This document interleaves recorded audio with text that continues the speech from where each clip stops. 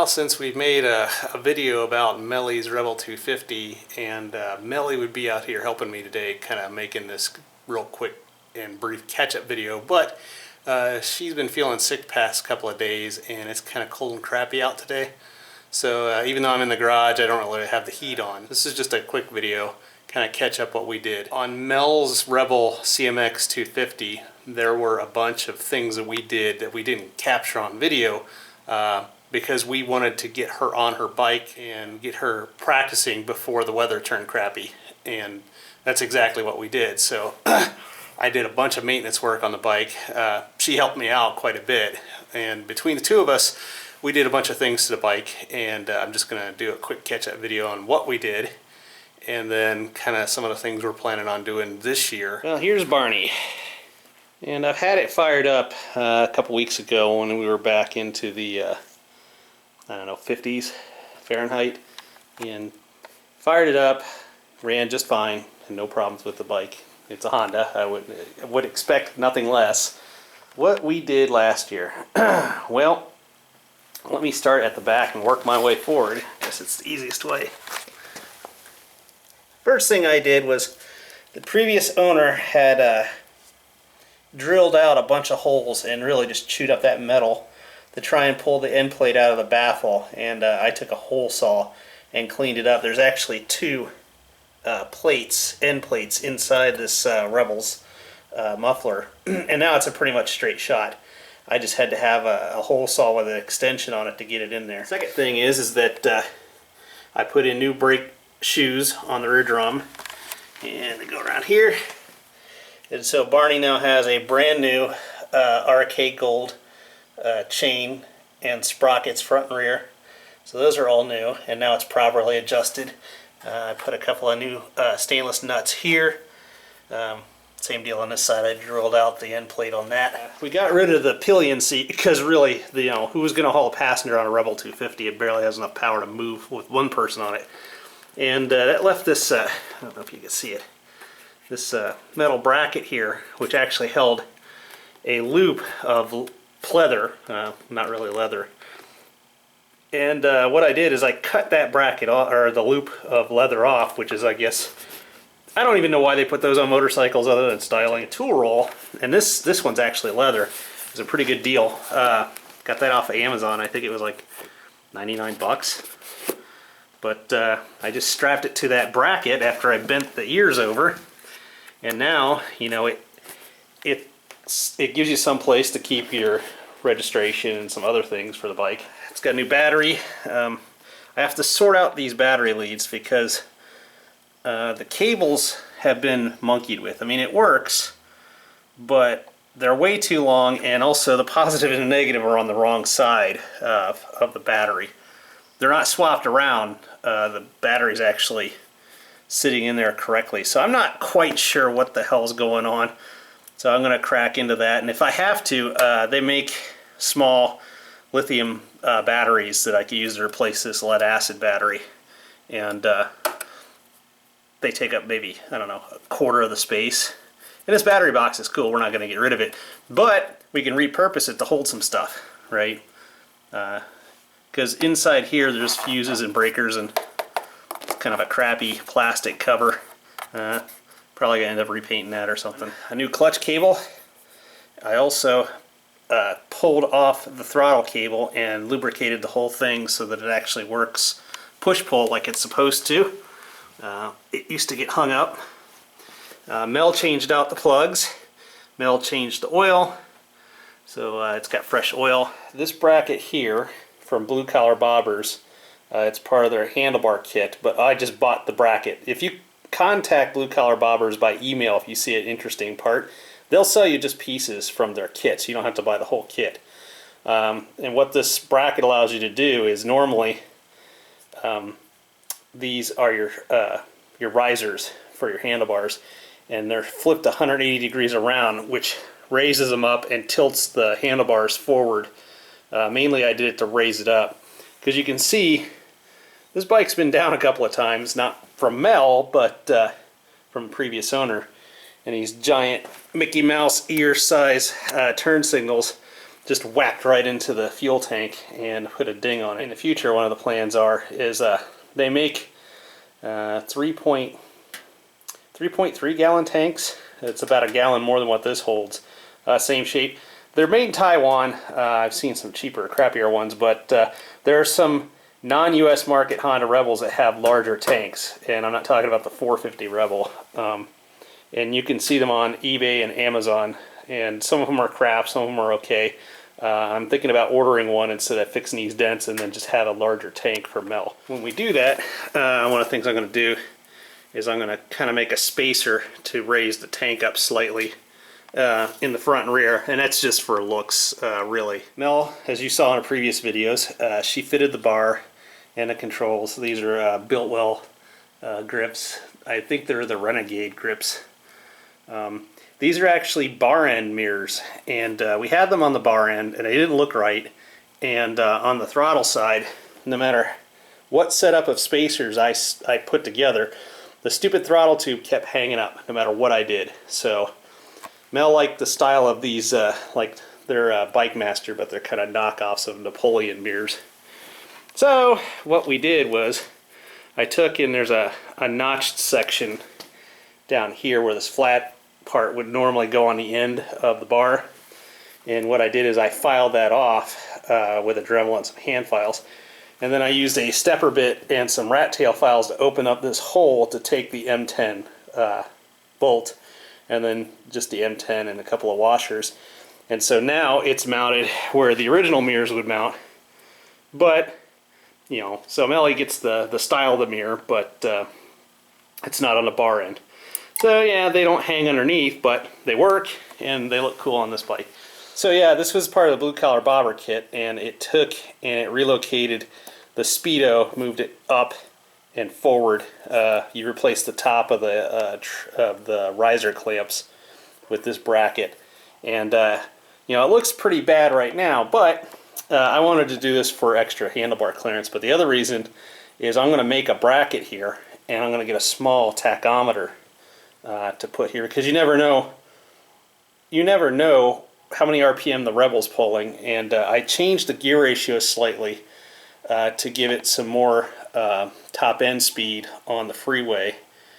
And I don't know if you can see on a Speedo here, these little indications like 1, 2, 3, 4, 5, that's supposed to be when you shift it, and if you actually wound it out to that, the motor sounds like it's going to grenade itself. I don't trust that at all. We switched to a 7-inch headlamp from the really tiny one that it had on here. Mel and I both like the way the bigger headlight looks on the bike. And this is an MGO knockoff of a CB750 headlight. And so there's a little bit of extra clearance there. And the other reason why we went with this is because eventually all the wiring that's packed in here is going to get relocated inside this headlamp housing, because there's tons of room. And it went from a sealed beam headlight, which the early Hondas have, the early Rebels, where this isn't just a lens, it is the whole bulb. You can't replace the element, you have to replace the whole thing on the older Hondas. On this 7-inch MGO CB750 style headlight, it uses a standard H4 halogen bulb, and in this case we converted it to LED because the halogen bulbs pull 55 watts of power, and I did not trust the original wiring harness. There's no relays on it for the headlamp, and so I didn't think it could pull that kind of current through the wiring, but it could easily pull what the LED has on the load. And to mount it, the original headlight was a bottom mount, and then there was this cheap plastic thing that said Honda on it. We ditched that out of there, and we put on this clamp-on bracket. This thing's really slick. I got this off of Amazon, and you don't have to remove the forks to put on a side mount headlight, and it'll adapt to a bunch of different bikes because you can kind of rotate. It was supposed to fit this bike. It was supposed to fit, I believe these are 33mm forks, fork tubes. They didn't fit. They were, the clamp was too big. So I just took some hard rubber and cut it as a spacer, and actually it clamps down there nice and tight and it holds everything in place. Blue collar bobber bracket for mounting, relocating the turn signals down here. I have LED turn signals front and rear. Haven't put them on yet because I needed to get a diode for the indicator light. The way Honda wires the indicator light is when the relay clicks and blinks on and off for either side, it reverses the polarity through this light. What happens is when you put LED lights on the bike, it ends up only blinking in one direction and then the other lights don't come on. Like a mini diode rectifier bridge, which allows you to use LED lights on the bike and not have the problem with the indicators. Also, I got a solid state relay designed for LED lights. So that's all going to get wired in when I go to convert the lights. But for right now, we're still using the old Mickey Mouse ears. The Fort Gators, we put these on here mainly because Mel and I like the way they look. Could not find a set that would fit these forks and the sliders that weren't bunched up, but they're okay. I mean, they could be a little less of accordion smushed down there. We built the forks, tore them completely apart, put in all new seals, all new fluid, a new rotor. It's a stainless steel rotor. The one that was on there was totally shot and grooved. Got this off of Amazon and it's seating in nicely. New pads, full rebuild and clean out of the caliper. Some other Melly handiwork. Mel helped me with the fuel hose here. So we have a nice inline filter, new hose, the original hose which is dry rot and shot. If we have a new shut-off valve with a new filter on the inside of the tank. New foam air cleaner assembly underneath this metal cover. And also we cleaned out the vapor recovery tube, otherwise known as the puke tube. During combustion, some of your oil vaporizes and creates a positive crankcase pressure from the oil vapor. And that comes through this tube into the air box, which you can see on that side, and then it cools off and it tends to condense. The engine is actually trying to suck it back in through the air filter and the carburetor to reburn it, but some of it condenses.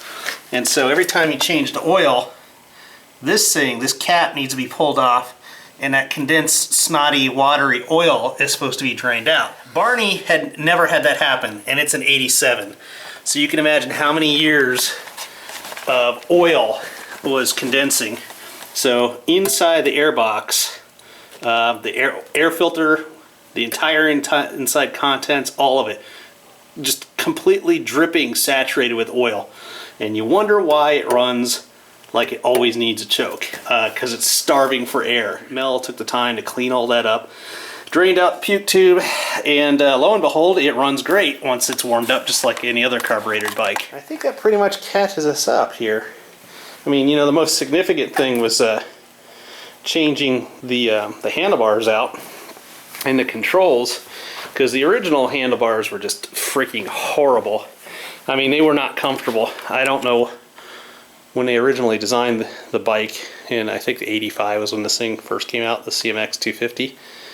How they thought any human being that was taller than like 5'5" could ride on it with the old handlebars, because they came up and then they curved down like this, and you'd go to turn the bike and you would jam the handlebar into your thigh. I mean, even Mel would do it. Some future stuff we got planned is new tires. Now that tire doesn't look bad, however, it is a slightly the wrong size tire. And it works, however, I don't know if you can see this groove, and it's not so, there's a pretty substantial groove there where this fender was bent from it being laid down, once again not by Mel, and it was just digging into that tire, and it's on getting towards the area where the tire is weaker, and there's a little bit of dry rot on it. Tread's okay, but I'm changing it, and I'm changing the tubes. I got some new tires for it. We got, these are just run-of-the-mill Shinko tires here.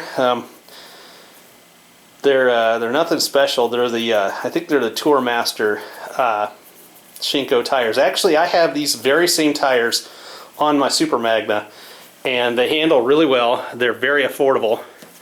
and I've had no problems with them, and they've been wearing exceptionally well. Just keep them properly inflated and balanced.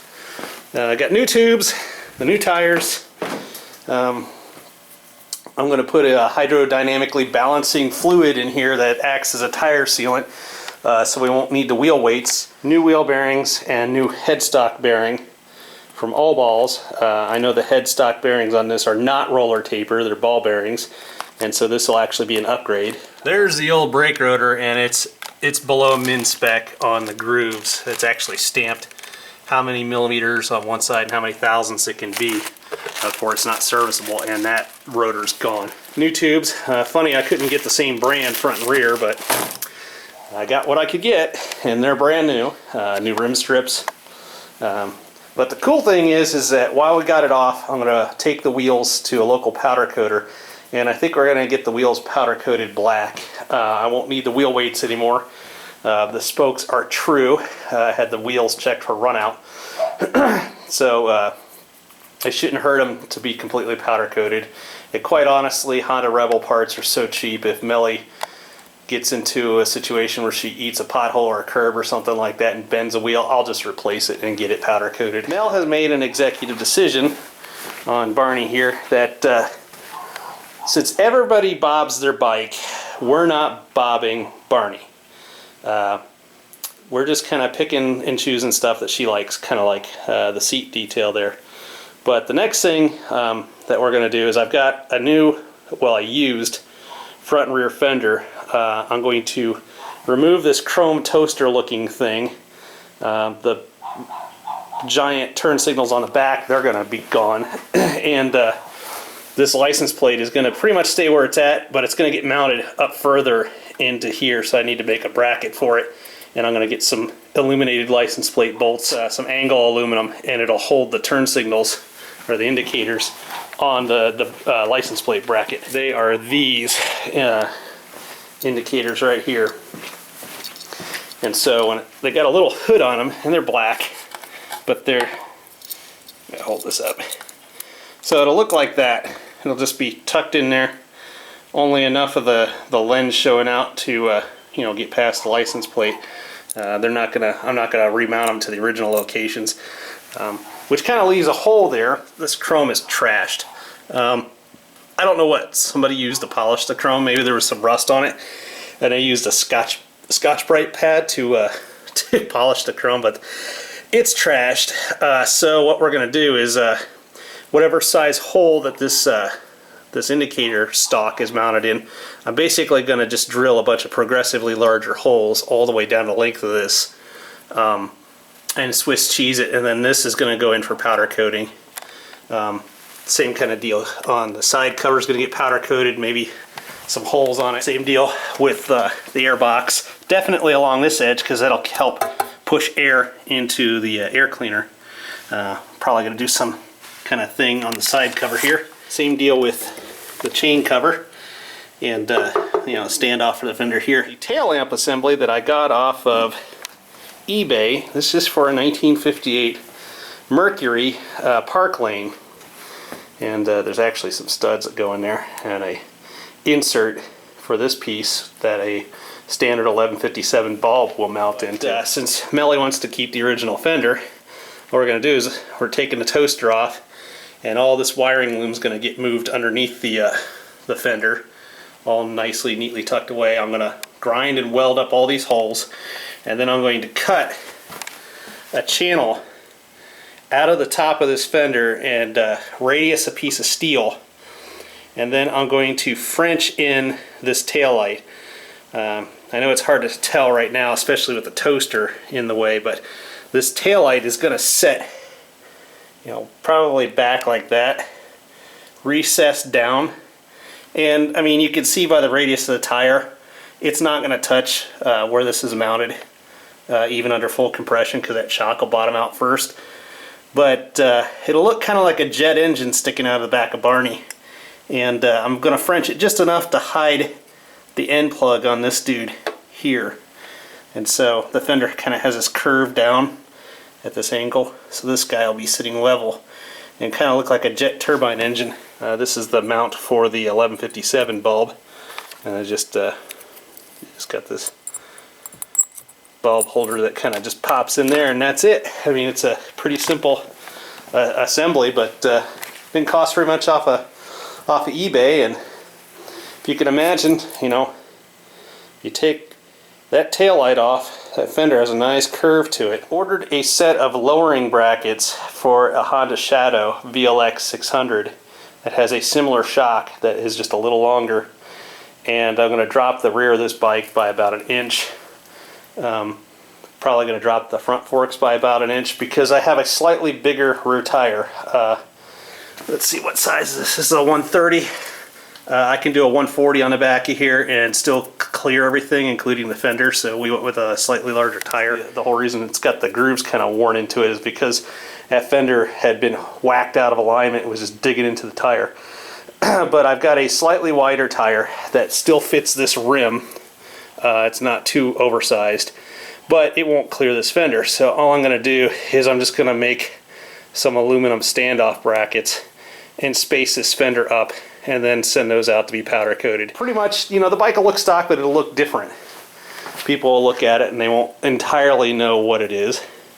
The tank is going to be larger, and it's going to be kind of spaced up ever so slightly. I'll have a new front and rear fender, well, they're old, that I got off eBay, so I can cut and weld them and do everything I want to customize them. And Mel can still ride Barney. I'm going to get the bigger tank, same deal. It's going to get painted. Maybe some kind of cool logo on the side. Maybe Melly's Moto Melly channel logo that we made up for her a while back.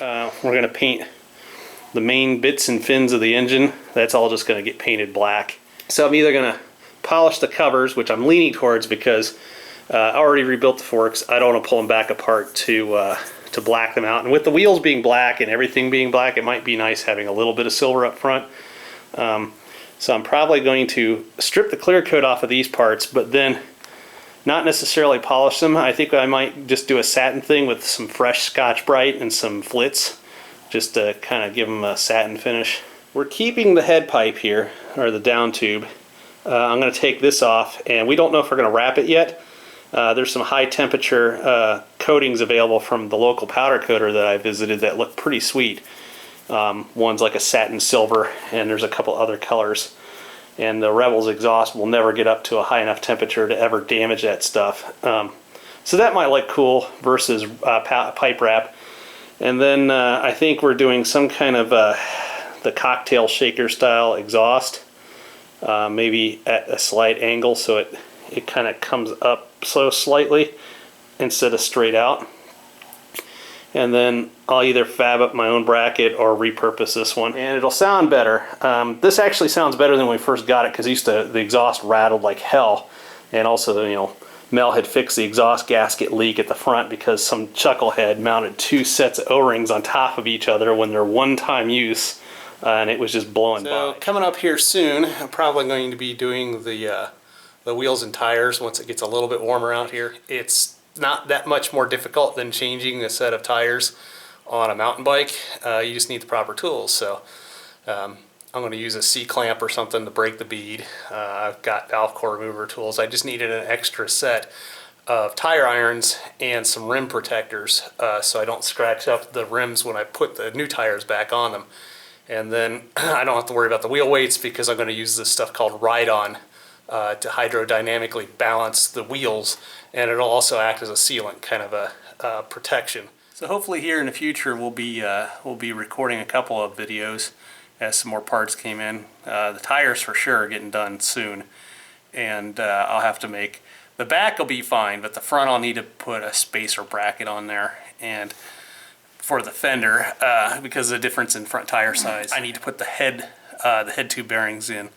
So there'll be a little bit of video for that, and then the bike might sit for a while in its state with the new tires on it while Melly gets back into riding, because it depends on how quickly I get this stuff done and how much I get tied up at work and what the weather does, because it's still, you know, early March right now and it's Michigan and we get crap weather all the time. So thanks for watching, and until we get some update videos here where we're doing some work on the bike, hopefully we'll get Melly out here wrenching it with me. Everybody ride safe.